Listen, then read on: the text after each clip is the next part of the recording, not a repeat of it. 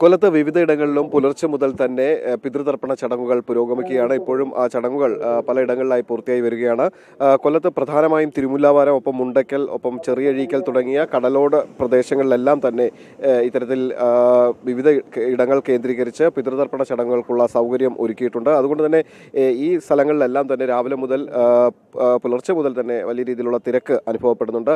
ഇതിപ്പോൾ നമ്മളുള്ളത് ചെറിയഴീക്കൽ ബീച്ചിലാണ്. ഇവിടെ ക്ഷേത്രത്തോട് ചേർന്നുള്ള കടപ്പുറത്ത് ഈ ചടങ്ങുകൾ ഇപ്പോൾ പുരോഗമിക്കുകയാണ്.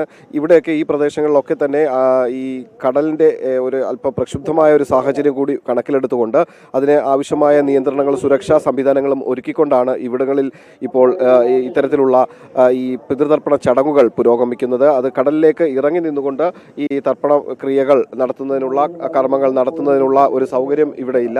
കാരണം കടൽ പ്രക്ഷുബ്ധമാണ്. അതുകൊണ്ട് തന്നെ ഇതിനായി പ്രത്യേക ഒരു സംവിധാനം ഒരുക്കിക്കൊണ്ട് കടലിലേക്ക് ഇറങ്ങാതെ തന്നെ അവർക്ക് പിതൃതർപ്പണ ചടങ്ങുകൾ നടത്തി ആ ചടങ്ങുകൾ പൂർത്തീകരിച്ച് ഇവിടെ നിന്നും മടങ്ങുന്നതിനുള്ള സൗകര്യങ്ങളാണ് ഉള്ളത്. ഒപ്പം തന്നെ തിരുമുല്ലാവരത്ത് രാവിലെ മുതൽ തന്നെ വലിയ രീതിയിലുള്ള തിരക്ക് അനുഭവപ്പെട്ടിരുന്നു. ഇപ്പോഴും ആ തിരക്ക് തുടരുന്നുണ്ട്. ഒപ്പം കൊല്ലത്തെ മുണ്ടയ്ക്കൽ കടപ്പുറം കേന്ദ്രീകരിച്ചും ഇത്തരത്തിൽ പിതൃതർപ്പണ ചടങ്ങുകൾ പൂർത്തിയായി വരികയാണ്.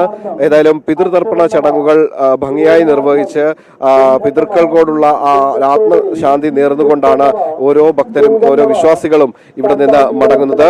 ഈ ചടങ്ങ് ഏകദേശം ഉച്ചയോടുകൂടി അവസാനിക്കുമെന്നാണ് നമുക്ക് അറിയാൻ കഴിയുന്നത്. ഇപ്പോഴും പിതൃതർപ്പണ ചടങ്ങുകൾ പലയിടങ്ങളിലായി പൂർത്തിയായി വരുന്നു.